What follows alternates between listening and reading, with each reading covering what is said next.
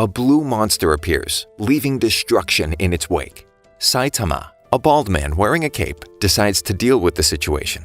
He saves a young girl from the monster calling itself Vaccine Man, who claims to have a better backstory than simply being a hero for fun. But before he can finish his villain exposition, Baldy defeats him with a single punch. Screaming in frustration, "Only one punch? Again?"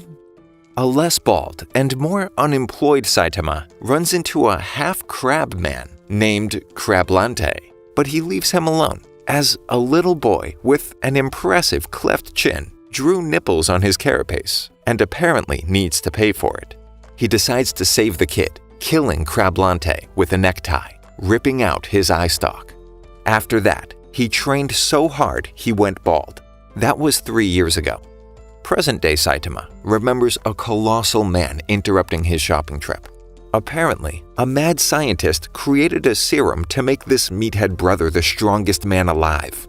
Saitama appears on the left shoulder, while the brains maniacally denotes how they'll rule the world, until he notices and tells his brother to kill the man on his shoulder. No, the other one. It dawns on the bronze, and he tries removing Saitama from his sight, sending him deep underground. Being the strongest man alive makes you feel empty. Saitama agrees. Having too much power is boring, accidentally leveling B City with one right hook, sending the giant flying. Saitama notices there's less need for emotions when you can solve everything with a single punch. Waking up, there's a subterranean invasion. The Earth Dwellers have taken the lives of 70% of the population. Saitama is elated. Finally, some opponents that can rekindle his fighting spirit. They even have a king. And he wakes up to find there really is an invasion, but nothing like the one he envisioned. There's a massive swarm of mosquitoes in City Z, while Saitama struggles to catch even one while watering his cactus. The blood is completely drained from a looter in the abandoned city. A cyborg figures out they're being controlled by a mosquito woman who trades her legs for an arm. Saitama runs down the street spraying the single mosquito, only to run into the cyborg and the giant swarm surrounding the woman. Despite setting the bugs alight, the massive amount of blood she consumes forces the cyborg to self-reflect after Saitama swats her, disappearing faster than his clothes. In awe of his strength, the cyborg wishes to become his disciple. And he's not joking. He shows up a week later, introducing himself as Janos, insistent on calling Saitama master and relaying his whole life story completely unprovoked. Basically, a cyborg destroyed his hometown along with its inhabitants, forcing Janos to become a cyborg to take revenge on said cyborg.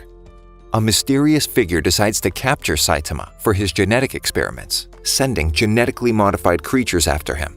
Janos learns from an armored gorilla, who's also a cyborg, about the House of Evolution, a cloning lab run by clones.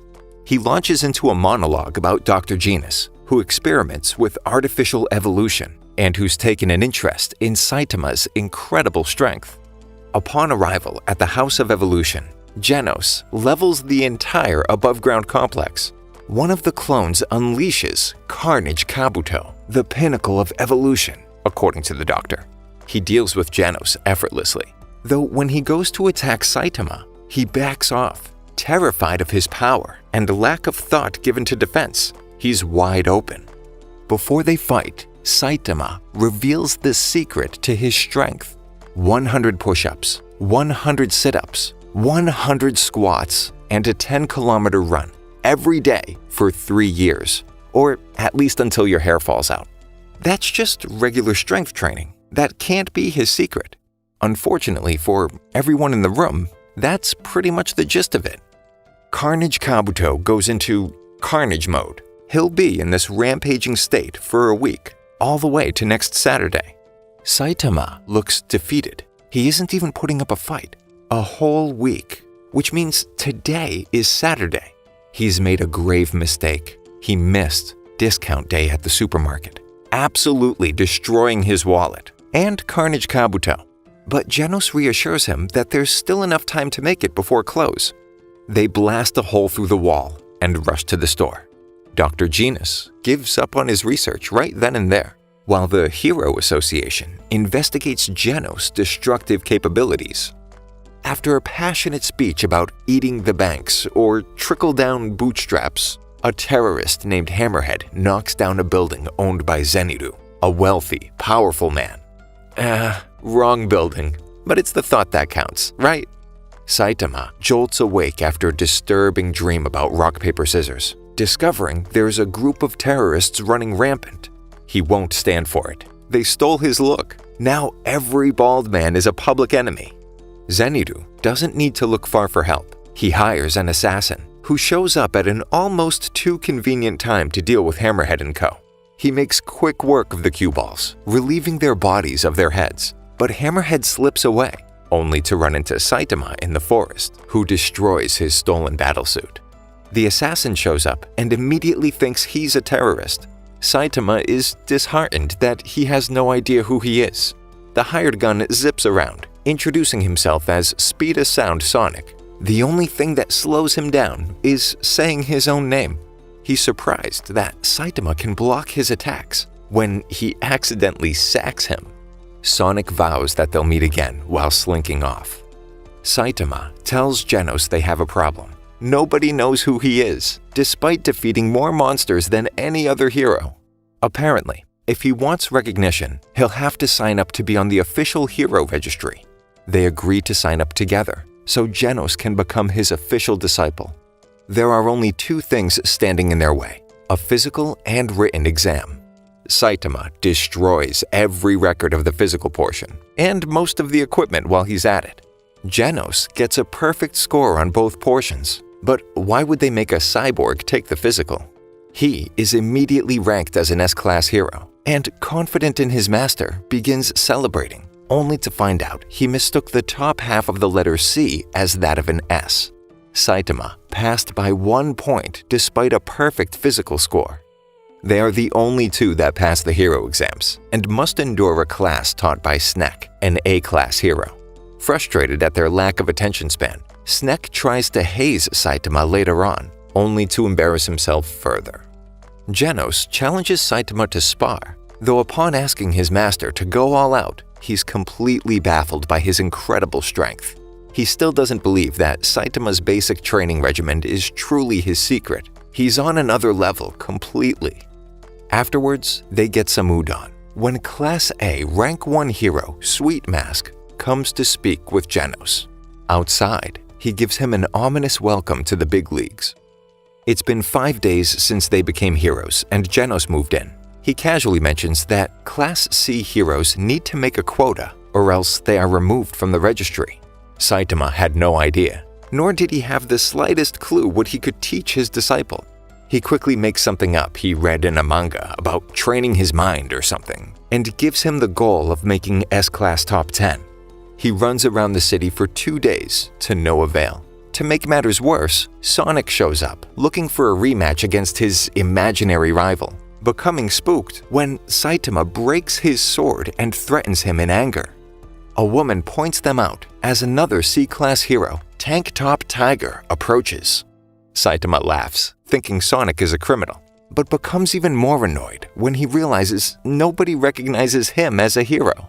Sonic throws an exploding shuriken at Tank Top Tiger and starts wreaking havoc. Saitama doesn't have time for this. He needs to find a villain. Wait, does bringing Sonic in count towards his quota? It's a good thing he happens to be a hired assassin, despite Saitama's ignorance of the fact. 2 A-class heroes, Golden Ball and Spring Mustachio, are dispatched to City Z to investigate reports of a monster sighting. A monster also investigates the sighting and ends up running into the heroes. Golden Ball is taken out almost immediately, while Spring Mustachio calls for backup before getting destroyed. Saitama happens to be walking home and runs into the monster. Not good. He forgot to get kombu stock. A giant meteor changes trajectory, now heading straight for City Z, when Genos is called in by the association. All the S-Class heroes are called in, but only Bang shows up. He briefs Genos on the situation. Before he can try his new upgrades, Metal Knight sends one of his drones for a field test, which has no impact whatsoever. Genos begins overthinking until Bang calms him down. He puts everything he has into one shot, which again has no impact on the meteorite. Saitama appears, refusing to let his city be destroyed, and punches straight through, shattering the meteorite into smaller pieces that rain down on the city, causing massive devastation. No one died though. Good enough. After the events, Saitama's rank shoots up from 342 to C-Class rank 5, despite doing what two S-Class heroes couldn't. He goes out on patrol, only to be stopped by Tank Top What's-His-Face and another tank top wearing hero who tried to turn the citizens against Saitama for destroying the city and cheating in the rankings. Saitama becomes angry and yells at the crowd, who are oblivious to the fact that they wouldn't be standing there without him. He doesn't do this for admiration, he does it because he wants to. Genos calms him down before he makes a bigger scene. The Sea Folk announce their invasion of the surface. Mumen Rider races to the scene, but he's too late. Saitama happened to be walking by and already took care of it. In City J, A-Class hero Stinger defeats some of the Sea Folk who begin to emerge, while Saitama watches reports of the incident. The Sea King appears, defeating Stinger with ease as Genos, Saitama, and Mumen Rider head to the scene. Lightning Max debates whether to step in when the Sea King appears behind him, taking him out in a single hit. Two escaped convicts, Puri Puri Prisoner, an S-Class hero, and Sonic run into the Sea King, who has a tough time dealing with the former. Sonic decides to take him on after being insulted, but as it begins to rain, the Sea King only gets faster and stronger. Mumen Rider spots a lost Saitama looking for Genos and gives him a ride. Sonic escapes with his life, but not his clothes, and tells the cyborg not to bother, running past Saitama during his retreat. Saitama jumps off the bike, wondering who the naked guy was. He finds Mumen Rider's dropped phone when the Hero Association calls. Genos faces off with the Sea King, who rips his arm off while he tries to evacuate the stadium, but he's taken out while attempting to save a little girl. Not to worry, Mumen Rider is on the scene. He absolutely refuses to give up, giving a rousing speech and garnering cheers from the crowd. Saitama catches him before the Sea King kills him, interrupting his villain exposition. Q-Ball winds up and completely wrecks the King of the Deep with one punch, stopping both him and the rain. Sonic, now clothed, returns with his weapons a few seconds too late, believing the monster left. At their apartment, Genos and Saitama receive a bunch of fan mail, well, hate mail, and one fan letter in Saitama's case, prompting a flashback to the aftermath of the battle, where Saitama vindicates one crowd member's smack-talking heroes.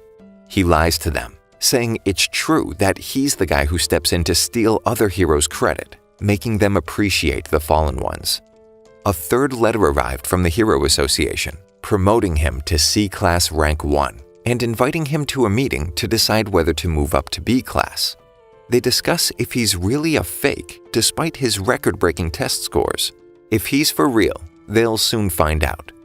On his way back home, he stops for something to eat, only to find Mumen Rider, who offers to buy him a drink since he couldn't say everything in his thank you letter. At Bang's dojo, he tells Genos and Saitama that one of his students went crazy and defeated all his top disciples when someone from the Hero Association shows up, claiming there's an emergency meeting for all S-Class heroes. Saitama goes along, since he has nothing better to do. Madame Shibabawa, a seer who predicted monster attacks, has died. But with her last breath, she predicted that the Earth is in trouble, sometime within the next 6 months. Suddenly, the HQ is attacked. A giant alien spaceship appears in the sky, leveling City A.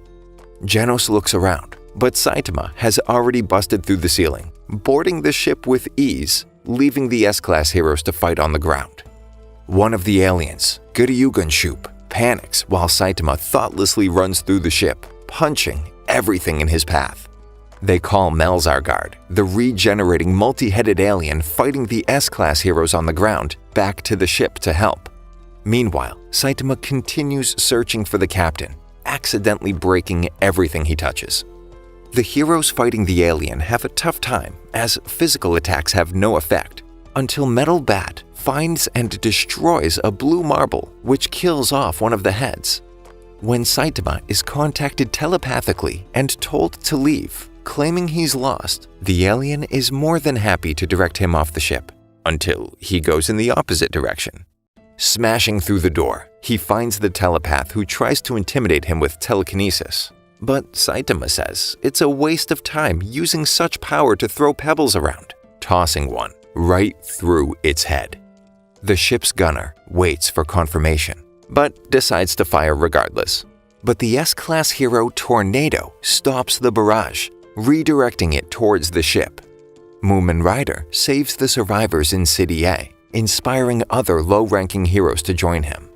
Bang destroys another of Melzargard's heads, which leaves only one left, provoking an attack that launches him through multiple buildings. Back on the ship, Saitama smashes through the alien leader's door, who recognizes him as the strongest warrior on the planet, with seemingly unlimited energy. Before they fight, he wishes to exchange names out of respect, announcing himself as Boros, the leader of the Dark Matter Gang and dominator of the universe. Saitama begins introducing himself as a hero for fun. Make that a professional hero, catching himself, saving him from embarrassment. Apparently, when Boros became bored with being so strong, an alien seer made a prediction that he would find someone worthy of fighting. Saitama doesn't care, punching him, only to break his armor, which seals his unimaginable power. Sure, okay, he has no problem keeping up, even punching Boros' arm off. Tornado begins attacking the ship with her telekinesis, while Drive Knight warns Genos that Metal Knight is not an ally. Bang turns out to be completely fine and destroys the last of Melzargard's heads.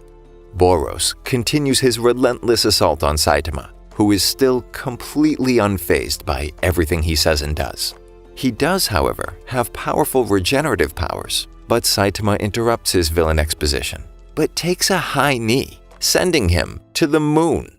He looks around and jumps back to Earth, impressing himself. It's time to end this.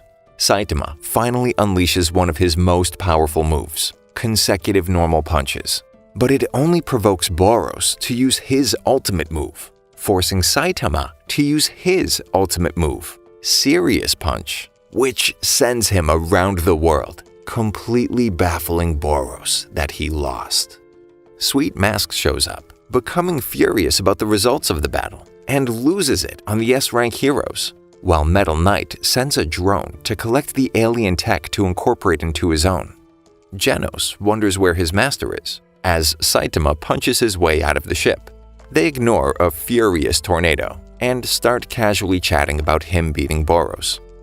Even though City A was wiped off the map, they rebuilt the Hero Association with parts salvaged from the ship while inviting the A and S rank heroes to live at the new headquarters. A while later, Saitama faces Pluton, king of the underworld, only to become furious that he's back to beating everything with one punch. Thank you for sticking until the end. Subscribe for more videos like this.